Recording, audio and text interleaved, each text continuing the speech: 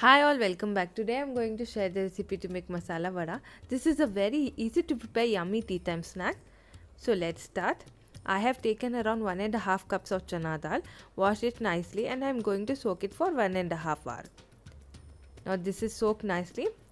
The other ingredients are a handful of soya bhaji, 1 inch long ginger piece, handful of curry leaves, 1 medium sized onion. Also add 5 cloves of garlic for very good flavor. Now I have coarsely grinded the dal without adding any water.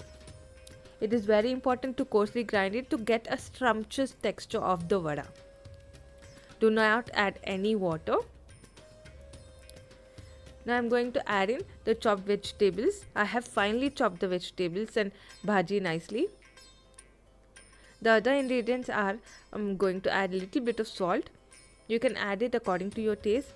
Also adding half spoon of hing, half spoon of turmeric powder, 1 big spoon of coriander powder and 1 big spoon of red chili powder. Now mix the ingredients very well. If by chance you have added water to the mixture and it doesn't hold properly, you can add 2 tablespoons of rice flour and give it a good mix.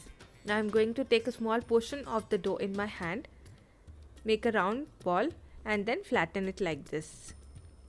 So this is the perfect shape of the vada. Now fry it in a hot oil. Check whether the oil is hot. I am going to fry it in hot oil in medium flame.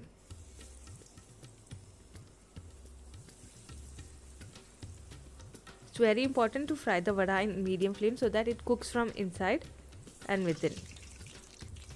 Now fry it for a couple of minutes until it starts to turn golden brown.